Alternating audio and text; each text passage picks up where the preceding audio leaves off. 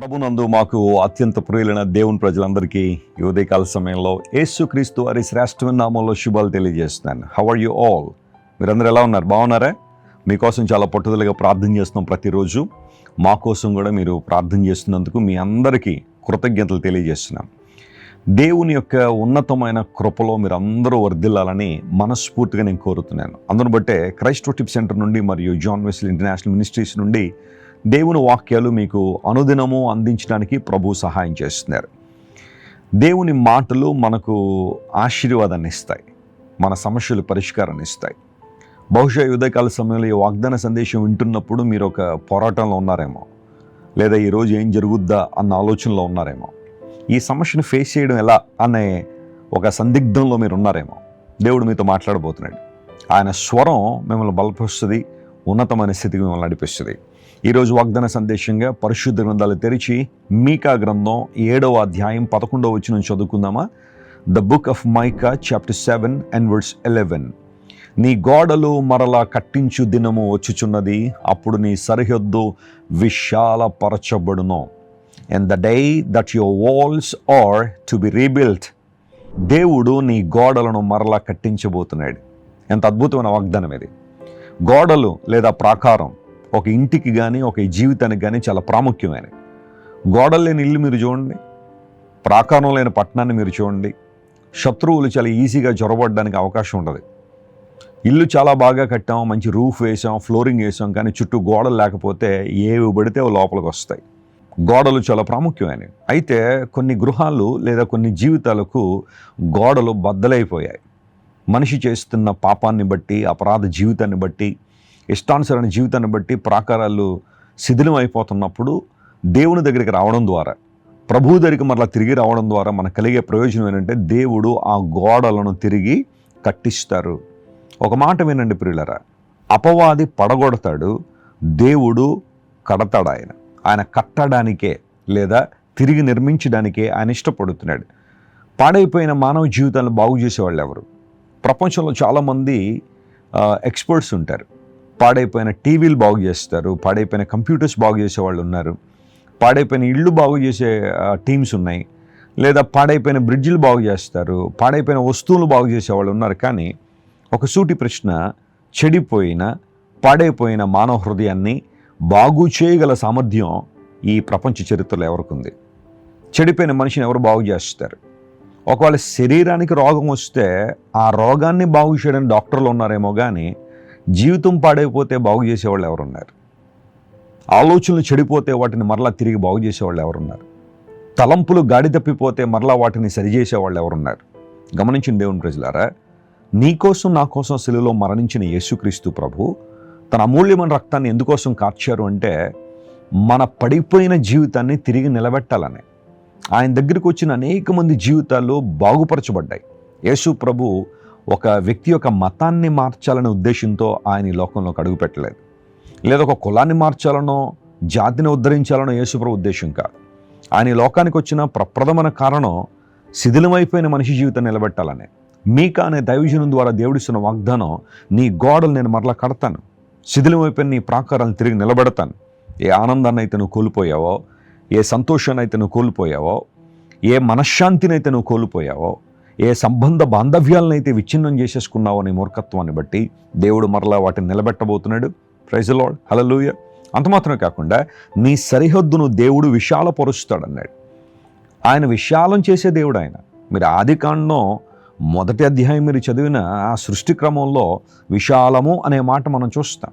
దేవుడు విశాలమును కలుగు చేశాడని ఆదికాండం 1వ అధ్యాయం 6వ వచనం నుండి ఆ మాటలు మనం చదువుతాం కదా. ఎస్, మన దేవుడు విశాలపరిచే దేవుడు ఆయన. అంత మాత్రమే కాకుండా కీర్తన గ్రంథాన్ని మీరు చదివితే 4వ కీర్తనలో 1వ వచనంలో ఇరుకులో విశాలత కలుగు చేయవాడు నీవే అని కీర్తనకారుడు దేవుని స్తుతించాడు. ఈరోజు ఒక ఇరుకులోనే ఉన్నావా? ఒక ఇబ్బందికరమైన పరిస్థితుల్లోనే ఉన్నావా? ఒక ఇనుప కొలిమిలో ఇరుక్కుపోయావా? ఒక సమస్యను ఉక్కిరిబిక్కిరి చేసేస్తుందా? వెస్లీ గారు దీనిలోంచి ఎలా బయటకు రావాలో నాకు అర్థం కావట్లేదండి. నేను చెయ్యని ప్రయత్నం అంటూ ఏది లేదు. ఎంతోమంది దగ్గరికి వెళ్ళాను, ఎంతోమంది దగ్గర సమస్య పరిష్కారం అడిగాను, కానీ నా వల్ల కావడం లేదు అన్నావా? రా ప్రభు దగ్గర, ఆయన సన్నిధిలో మోకాళ్ళేసి కూర్చో, దేవుని వాక్యాన్ని చదువు మనస్ఫూర్తిగా. ఇంక అన్ని ప్రక్కన పెట్టు, ప్రభు వైపు మాత్రమే చూడు. నీ ఇరుకుల్లో నుండి దేవుడు విశాలతలో దేవుడిని నడిపిస్తాడు. ఈరోజు నువ్వు ఏదైతే సమస్యను బాధపడుతున్నావో దాన్ని దేవుడు సాక్ష్యంగా మారుస్తాడు. ఈరోజు ఏ సమస్యతో నువ్వు పోరాడుతున్నావో ఆ పోరాటంలో దేవుడిని జయమిస్తాడు. తద్వారా నా దేవుడు మంచివాడు, ఆయన కృపా సత్య సంపూర్ణుడు, ఆయన కరుణా వాత్సల్యములు కలిగిన వాడని అనుభవపూర్వకంగా నువ్వు సాక్ష్యం చెప్పే స్థితికి దేవుడిని తీసుకొస్తాడు. ఆయన నీ గోడలు తిరిగి కట్టించడం మాత్రమే కాదు, నీ సరిహద్దును విశాలపరిచే దేవుడు ఆయన. నీ ఆలోచనలు, నీ క్రియలు, ఆ తర్వాత దేవుడు నీ ఆశీర్వాదాలను విశాలపరిచి ఒకప్పుడు అనేక మందికి ఇబ్బందికరంగా లేదంటే అనేక మందికి బాధాకరంగా ఉన్న నీ జీవితాన్ని ఆశీర్వాదకరంగాను దీవెనకరంగా దేవుడు మారుస్తాడు.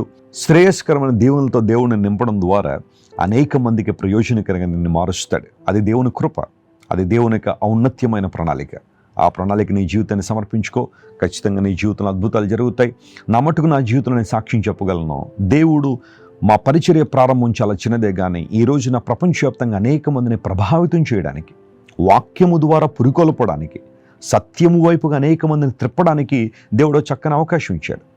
ఆ కారణాన్ని బట్టి దేవుడు ఆయన వాక్యాన్ని ప్రకటించే అవకాశం ఇచ్చిన ప్రతిసారి నేను మనస్ఫూర్తిగా దేవుని స్తుతిస్తాను. కారణం అంటే వాక్యం చెప్పడం అంటే లేదా దేవుని మాటలు ప్రకటించడం అంటే అది చిన్న విషయం కాదు. దేవుడిచ్చిన కృప ఈ అవకాశం ద్వారా అనేక మందిని ఆధ్యాత్మికంగా స్థిరపరచడం ద్వారా జీవితాలు బాగుపడుతున్నాయి, కుటుంబాలు కట్టబడుతున్నాయి, అనేక మంది ప్రభు కోసం నిలబడుతున్నారు. దేవుని ప్రజలారా, ఆయన వైపు చూడండి.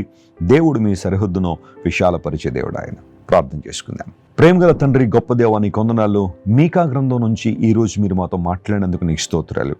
నీ వాగ్దానాలే మాకు బలం, నీ వాగ్దానాలే మా ఆశ్రయం ప్రభువా. కృంగి ఉన్నప్పుడు, చెరలో ఉన్నప్పుడు, ప్రతికూల వాతావరణాలు మమ్మల్ని కమ్మేసినప్పుడు నీ వాగ్దానాల ద్వారా మమ్మల్ని బలపరుస్తున్న దేవుడు గునికి నీకు స్తోత్రాలు. ఈరోజు మీరు ఇచ్చిన వాగ్దానాన్ని బట్టి నీ స్తుతిస్తున్నాం. పడిపోయిన మా గోడలను తిరిగి కట్టించగల సామర్థ్యం నీకు మాత్రమే ఉంది.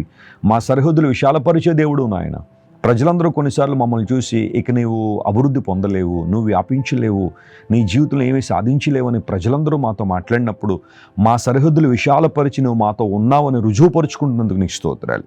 ఈ వాగ్దాన సందేశాన్ని వింటున్న మా ప్రియులందరినీ విశిష్టమైన నీ కృపతో, ప్రత్యేకమైన నీ ఆత్మతో నింపిన ఆయన నీ చిత్తాన్ని వారి జీవితంలో నెరవేర్చమని నీ సన్నిధిలో ప్రాధేయపడుతున్నాను. వారు ఏ ఏ విషయాల కోసం నీ సన్నిధిలో గోజాడుతున్నారో, ప్రార్థిస్తున్నారో ఆ ప్రార్థనలు మీరు అంగీకరించి గొప్ప నెమ్మదిని వారికి దయచేయండి, బలపరిచి నడిపించండి. అనారోగ్యంతో వారికి స్వస్థతనివ్వండి.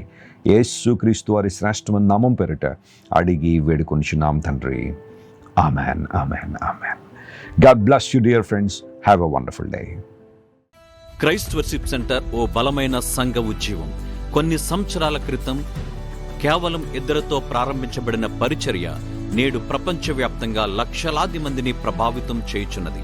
రాజమండ్రి, సికింద్రాబాద్, బెంగళూరు, నెల్లూరు, దుబాయ్, బెహ్రైన్, కరీంనగర్, విశాఖపట్నం, గద్వాల్, కొవ్వూరు, మలకపల్లి, శ్రీలంక, భూటాన్, అడ్డతీగల, పాలమూరు, ఒంగోలు, బళ్ళారి, కోరుకొండ, పోతవరం, నల్లజర్ల, వెంకటరామయ్యగూడెం, మచిలీపట్నం, ఇందిరానగర్లతో పాటు అనేక గ్రామాల్లో క్రైస్ట్ వర్షిప్ సెంటర్ ఆరాధనలు జరుగుచున్నవి. వాక్య సంబంధమైన ఉద్యమంలో, పరిశుద్ధాత్మ సంరక్షణలో కొనసాగాలనుకునే ప్రతి ఒక్కరికి మా ప్రేమపూర్వక ఆహ్వానాన్ని అందిస్తున్నాము.